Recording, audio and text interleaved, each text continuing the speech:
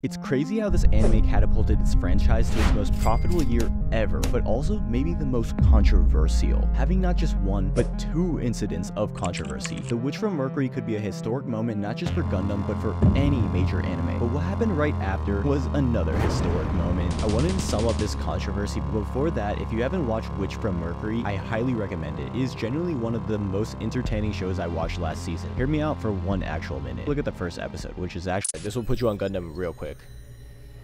You hear all those sound effects in the background? Perfect. No context needed.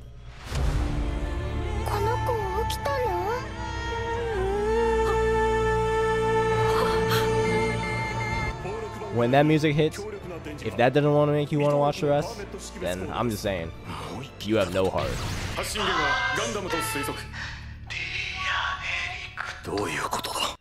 What's going on? Well, if you want to know what's going on, you better watch the rest.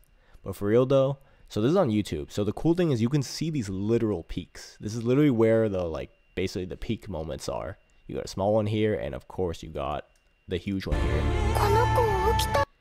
Well, for that music, it better be a peak. But for real though, you're gonna get these pretty much every 3 episodes, I want to say.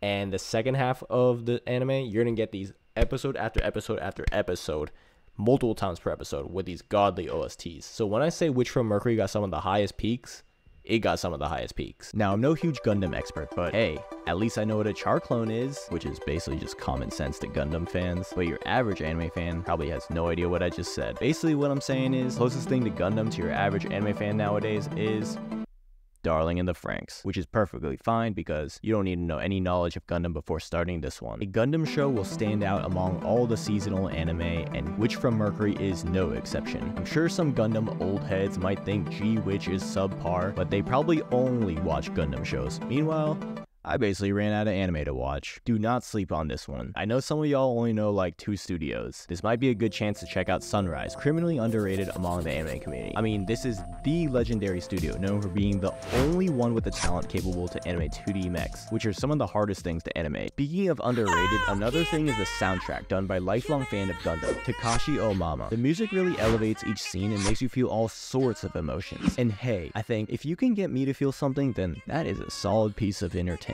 It's no wonder, because of the emotion-driven approach to composing. You see, normally you might expect a director to request a specific type of song, you know, like, hey, can I get this fast pace, or can I use this music, or this instrument, or this genre? But in this case, they always started off by thinking of what the characters were feeling each scene. The soundtrack combined with the visuals creates some of the highest peaks I've seen in recent anime, which is in contrast to the scenes with the quiet loneliness of space. Overall, the acoustic experience in Witch from Mercury is first class. Not just the soundtrack, but the voice acting,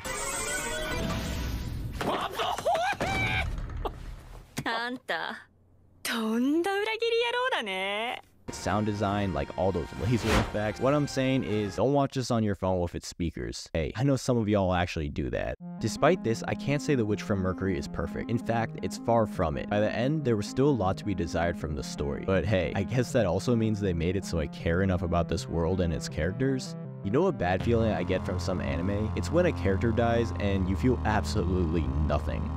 Yeah, that doesn't happen here. Like, they literally made a seed investment entertaining. They even made a tomato look like the best tasting food ever. Before we continue, we gotta talk about the first controversy, which was during the finale of the first half. Slight spoilers. A broadcasting ethics watchdog organization issued complaints about how violent the show was. Violence is nothing new to an anime like Gundam, but the thing was, in order to appeal to a wider audience, Witch from Mercury was aired at 5 p.m., the primetime slot for family TV. So when looking at it that way, the complaints do seem pretty valid, considering she literally turned someone into tomato sauce. Nonetheless, the show continued without major hiccups, at least visible to the viewers. Alright, this is where the real controversy starts. So throughout Gundam Witch from Mercury, there's this dueling game, where basically the president of this large corporation set it up so that way students have to battle each other to rise up the ranks, and whoever gets the #1 position, the holder, gets to marry the president's daughter, Murine. Episode 1, our main character, Soletta Mercury, actually wins one of these duels, and she's brought up to speed with all the rules, including the marriage. And to her surprise, apparently her home planet, Mercury, was actually quite conservative, because over here, apparently women marrying other women is actually actually quite common. By the end of the anime, you could expect some type of marriage. All Suletta gotta do is maintain her position as number one. Easy, right? And a woman marrying another woman is not out of the question. This quickly got the attention of the Yuri fandom. Now, The Witch from Mercury is part of the Gundam franchise, which is decades old. So one of the goals of a new anime was to attract a new audience. So I don't know if they intended the new audience to be Yuri fans, but hey, it definitely worked. One criticism I have of G-Witch is there's a lot of breadth, but not a lot of depth. What I mean by that is that there's a lot of plot points, but not all of them get covered in depth. Fortunately, and I guess unfortunately for some, there are some plot points that do get a little more depth, including the relationships between Suletta and Miorine.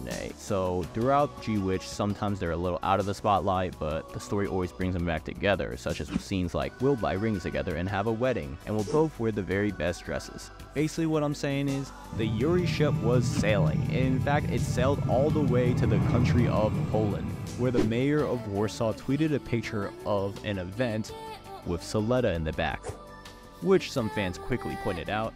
By the last episode, unfortunately, my main criticisms were not resolved, but fortunately, one plot point was resolved, or so it seemed.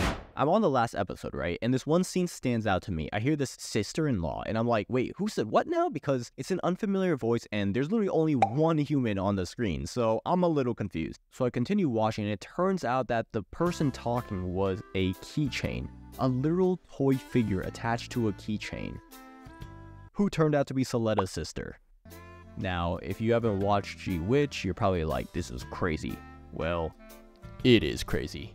Now, I'm like, alright, Suletta's sister, who is now a keychain, is talking about sister-in-law, and they're talking about Mercury, I mean, Miorine, so like, you know, it took me a while to put two and two together, but by episode's end, the last scene, you would have to be blind to miss this one. These animators had the sun at the perfect time of day, that way the angle of the sunshine was hitting those girls' hands and you could not miss those rings on their hands. Like, the glare was shining right into my eyes and I was like, shit, where are my sunglasses at though? Cause you know I just been sitting in a dark room all day watching anime. The anime ended, and the staff were on Twitter celebrating the finale. Ichiro Okuchi, the main writer of the series, was on Twitter, and you could see his likes liking that SuleMio artwork. Eagle-eyed fans spotted a single frame of Suletta with just a few of her fingernails trimmed. If you know, you know. Probably working for the CIA, FBI, or some shit. Even the VAs were in on this. 3年経ってるからより絆も深まってるでしょうし、そこおやおやって思ってなんかまあ腕をギュってこうやってるんです。 You know what Prospera VA meant by this. おやおやって Oya oya. They even had this one insert song that played at the end, and apparently it was written in the perspective of Miorine. Basically, all the signs are pointing that they were married. In fact, the official Gundam North America page, keyword North America, posted this picture on Twitter. That episode, all the feels, cute, sad-looking emoji, and with an alt text saying, Suletta Mercury, sitting on the left side of the image, is holding her wife's hand, Miorine Rembrandt, who is sitting next to her. So the anime ended and everything was sunshine and roses, or whatever the phrase is. But, you know, all good things have to come to an end. This tweet pretty much sums it. A historic case of queerbaiting. So despite the queerbaiting or not, the reason this tweet exists was because of some major controversy. So we go back in time, July 2nd in Japan, the last episode of Gundam Witch from Mercury. You know, people were saying how good the ending was. People were talking about how they enjoyed Witch from Mercury. People were saying how bad the ending was, how rushed it was, how much plot points were missed. People were talking about how they missed the old Gundam. You know, I missed the old Gundam, straight from the go Gundam. But basically, people were talking about all sorts of things. People were talking about how queer relationships aren't really represented well in Japan / East Asia, but in reality, the public opinion differs from that. But basically, people were talking. Now we get to July 26th, only a couple weeks after. The hype for SuleMio was at an all-time high after SuleMio married was trending on Twitter. The reason was because of a mention of marriage in the Gundam Ace magazine from an interview by Kana Ichinose, the voice actor of Suletta Mercury. The Yuri fanart was printing out faster than inflation. July 28th, only 2 days later, it was discovered that the electronic digital version of the Gundam Ace magazine was missing the word marriage, which was in the print version earlier. In other words, censored. People were furious. People were confused. Was this the fault of Kadokawa, who actually owns Gundam Ace? magazine, or was this the fault of Sunrise or Bandai Namco? Questions remain, and 2 days later, we got some answers in the form of an apology. But it wasn't the apology many were expecting. It stated that the original version of the magazine, the one with marriage in it, was actually incorrect due to an editing issue, and they have now corrected it. The story is up to the interpretation of each viewer. Thank you for your continued support. Signed, Bandai Namco Filmworks. Gundam was trending again. The tweet had over 11 million views, thousands of angry replies and quotes from languages all around the world, and unlike some other anime with controversy, the Japanese in this comment section were real. Because in these types of controversies, you know, sometimes there's a Japan versus the West type of thing. But in this case, it looked pretty universal. In response to Bandai Namco's statement, fans created these interpretation memes to poke fun at the whole situation. All eyes were on the upcoming event, the Asakasi Assembly, to see how the situation could be addressed. Of course, they did not address any of the controversy, but it turned out to be a very successful event with performances from the VAs,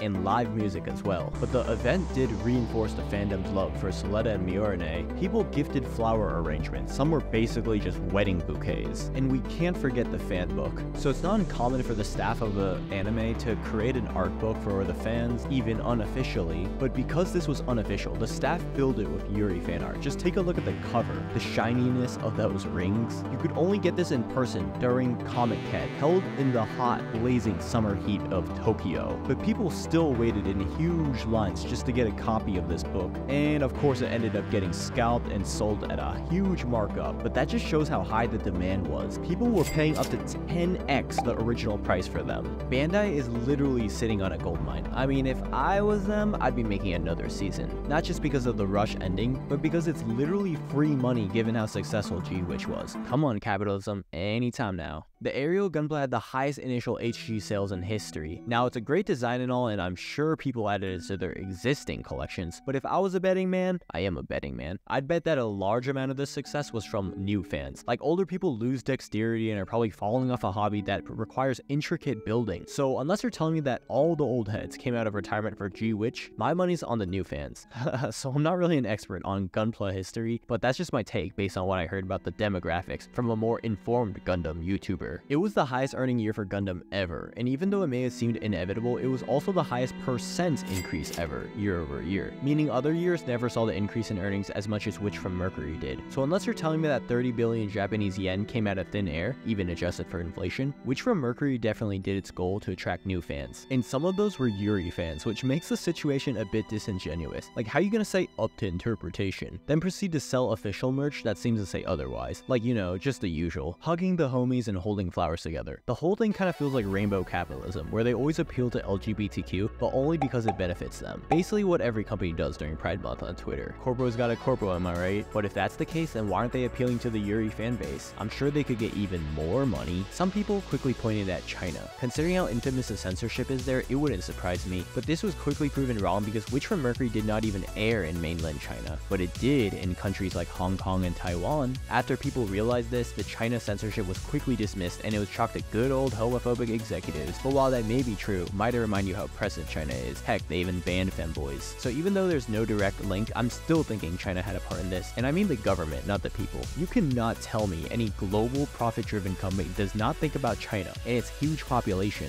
aka customers, especially when they already have significant business relations together. They have a life-size Gundam in Shanghai. What I'm saying is there's a huge potential there, more so than anywhere else. I mean, I know I haven't seen a life-size Gundam in the US. Because of this, you want to be on China's good side. We've seen what happens when you get on their bad side. It can literally halt your entire business. But Witch from Mercury isn't in China. It doesn't matter. The NBA was banned for almost 2 years, not because of a basketball game, but because of a tweet. And it wasn't a tweet from some famous star player. It was a tweet from a manager. Oh, and the crazy thing, they couldn't even see the tweet because Twitter is banned in China. So it doesn't even mean anything if the Chinese haven't seen Witch from Mercury. If a post from a manager on a website that is banned in China got the whole NBA banned? Well, you can imagine how an interview from the voice actor of the main character would fare. Yeah, it might not be too pretty. Speaking of the interview, there's a good chance that what was in the original version of the magazine was correct, which is sad because that means that a real-life human was retroactively censored. This is a point that some may have overlooked. I would never step in the way of some good old-fashioned Yuri, okay? Like, it's fine. They can do whatever they want.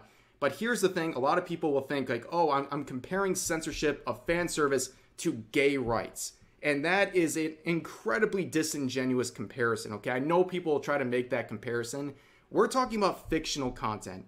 We're talking about the censorship of a fictional relationship and censorship of fictional fan service. As far as I know, Kana Ichinose is not fictional. There's creative censorship, which probably happened here, but also censorship of a real person's spoken word, which is undeniably bad. You cannot debate me on this. Of course, we'll never know the truth, but based on what I discussed earlier, I think unfortunately Kana Ichinose did get censored. Discussion like this is actually what prompted me to make this video, that hopefully can explain what happened. I'm pretty sure a lot of people didn't even watch Witch from Mercury because so many people say it was a marriage of convenience, or they were forced into it. But while that may have been true early on, by the end, the Bennett group was dissolved, so there was no corporate baggage forcing them to get married. If they got married, it was on their own terms. And then there's the people that are like, oh, Gundam's always been about the cool robots and the space politics. First of all, yes. Second of all, I don't care. So, alright, chill. So before this, I've watched a couple others. And the good thing is, each show is contained within its own universe, at least the non-UC ones. Y'all treating this like some long-running anime like One Piece. From what I remember, I've always loved the space politics and war in Gundam. And that's true for G-Witch as well. But honestly, G-Witch felt more focused on its characters, specifically the couple in question. I'd love for them to dive more on the repercussions of war and whatnot, but it was just not handled the best in my opinion. Like, for example, it's just crazy to me that they got away with war crimes for free. But here's the thing. I'm not putting this Gundam series in any particular mold. I've watched near 1,000 anime now, and I'm not saying that just to say that, but as an entertainment product, this show is better than most anime out there, especially these days. In fact, it's underrated or underwatched. You need to realize more people are watching things like Smartphone Isekai and Isekai One Turn Kill Nason, so I'm sure to a lot of people who aren't putting G-Witch into any particular mold of preconceived notions, the show is good in its own right, and one of the best parts of it is SuleMio. What it felt like was that all the Space War stuff was just background to develop these characters. The thing that had the most closure to me was how Soleta went from a girl that stuttered every sentence to someone who had the confidence to defy her own mother, and Miorine was the person who stood up for her through it all. In a way, by them saying it's up to interpretation, it's like saying they aren't gay or married. And yeah, it's subjective, but when you have the anime like this and then have an interview that confirms it, then backtracks on it, well, up to interpretation in this case is like if there was a generally agreed good thing, you know, like maybe your favorite food or like a film or something, and then you're saying it's not that bad. Well, if you say it's not that bad, it basically means it's not that good either. Or in anime terms, calling something mid, and you know what that means. It basically means saying interpretation is basically mid. And that's why I think people are mad. Whatever the reasons, Witch from Mercury is already over, and I don't know how many people are gonna watch this, but I hope people in the future might stumble upon this video and learn about this fiasco, because it's ironic to me that in an anime where corporate meddling was a theme, the same thing is happening in real life to itself. Anyways, if you're still here, you're probably super into SuleMio and G-Witch, so smash that like button harder than Soleta smashed those soldiers.